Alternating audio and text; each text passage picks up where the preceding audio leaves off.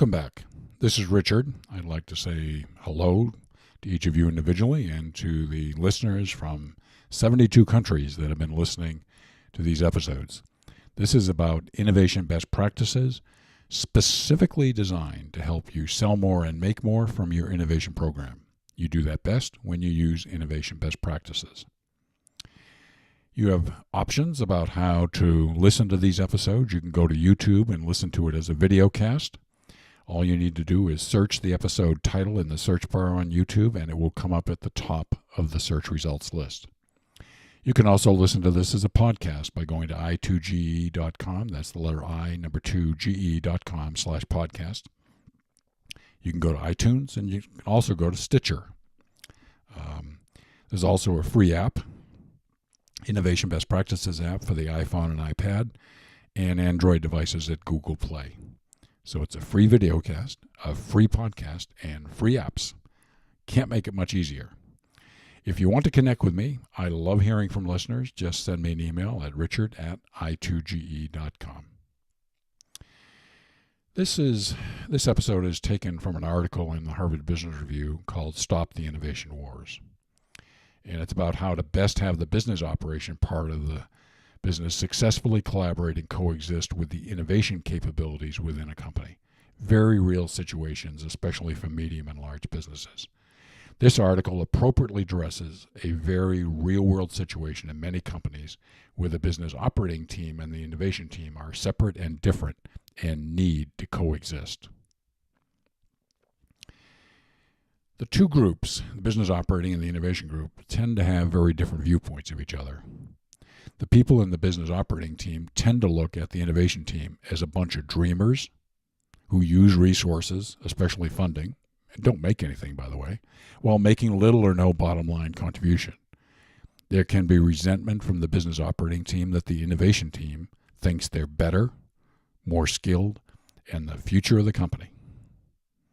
On the other hand, people on the innovation team look at the business operating team as short-sighted, tied up in bureaucracy, unimaginative, and arrogant.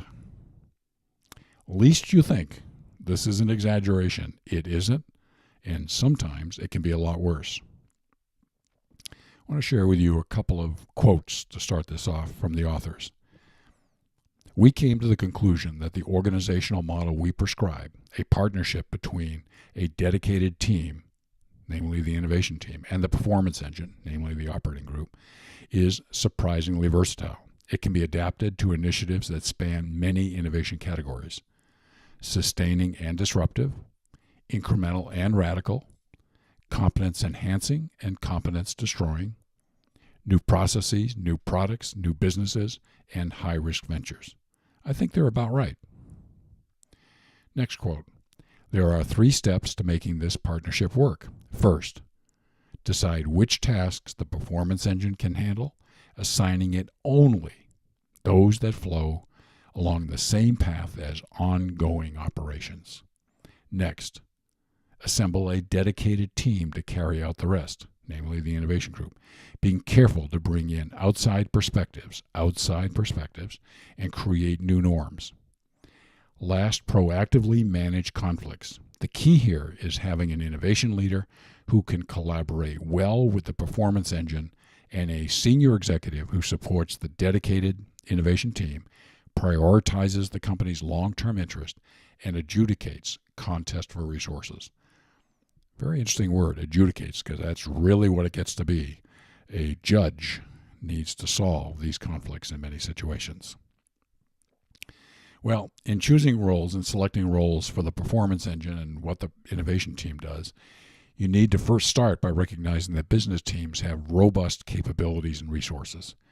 It can be challenging and problematic if you take away functions from the business team that they can perform and give them to the innovation team. I'm not sure why you'd want to do that, because the competencies of the two groups are going to be have significant differences, and you want to have the functions carried out by those people that are best able to do it.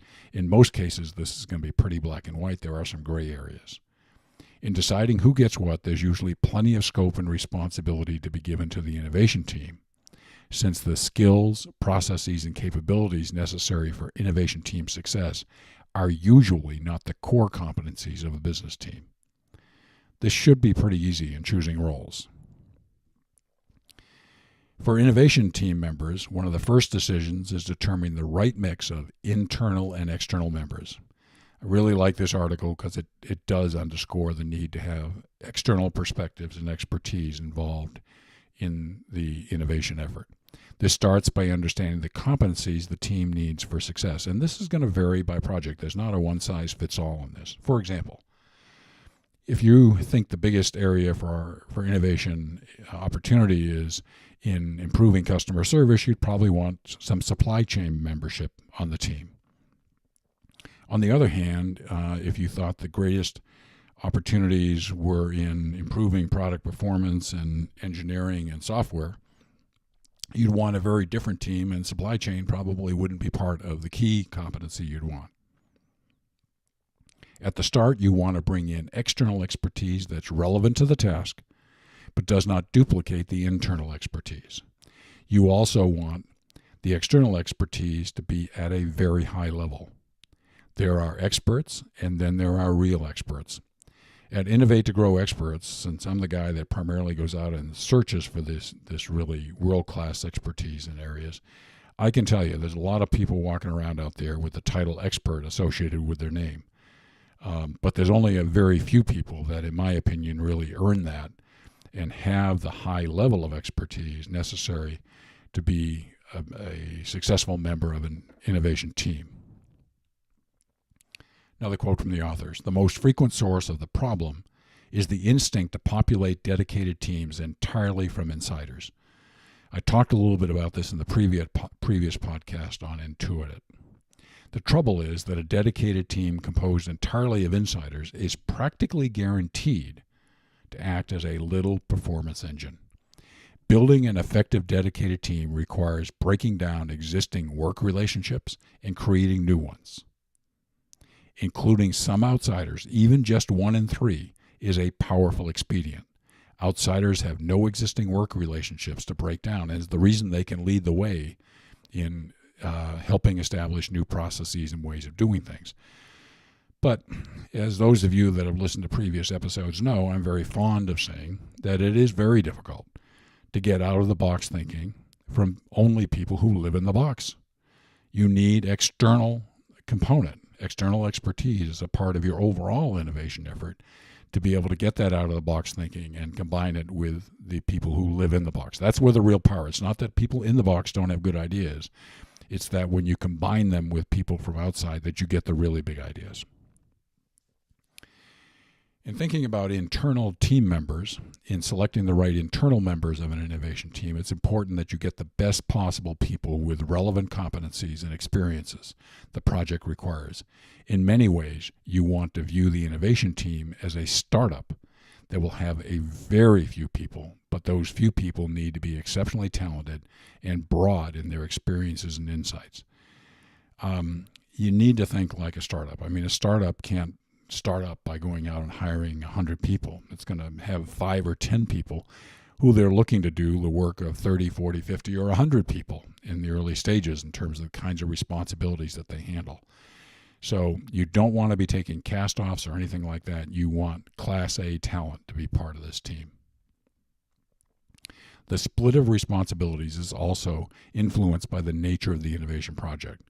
For example, more evolutionary innovation projects, like line extensions and things, probably have the business team playing a larger role. On the other hand, a more revolutionary objective, like a disruptive innovation, new to the world sort of stuff, probably has a very significant amount of responsibilities that are exclusive to the innovation team. Obviously, if the innovation team is working on line extensions and product improvements of those sorts of things, there are changes to existing brands. So the need to have a lot of interface with the business operating team would be pretty high. But if they're looking to the new to the world sort of stuff that doesn't have much connection to the technologies and brands that currently exist, then the need for interaction is less. Okay? In my experience, this relationship needs to start with mutual respect. It also needs to start with an understanding that both the business team and the innovation team share the same fundamental objectives. At the end of the day, they're both trying to improve the overall company business. They're doing it in different ways, but the end goal is the same for both. The authors talk about these relationships. For the partnership to work, the leader of the innovation initiative must set the right tone, positive and collaborative. Antagonizing the performance engine is a really bad idea. The performance engine always wins in an all-out fight. It's quite simply bigger and stronger. Don't lose sight of this. Here are some sources of conflict. The most frequent conflict between the two teams is a battle over resources, money. It's best to deal with this proactively by allocating resources during the formal budgeting process. This works well until the fiscal year starts going differently than you thought it was going to, especially if the business team is coming up short and meeting its commitments to senior management for its part of the business and the profits. Then funding can be cut, and then the war begins about where does the cut in funding come from within the business operating team, the innovation team. It can get pretty messy. Conflicts can also develop over getting attention from senior management, and this is where egos and career well-being takes center stage. I'll give you an example.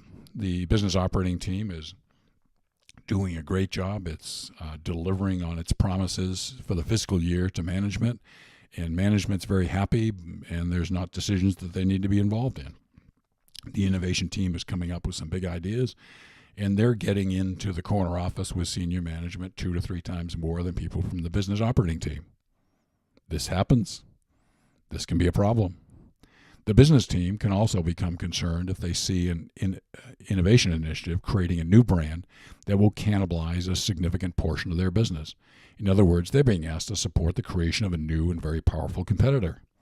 Well, the nature of a lot of business groups is they're based on some of the principles that Procter & Gamble pioneered with the brand management system, that brand managers are expected to be like little business owners, and in some cases big business owners.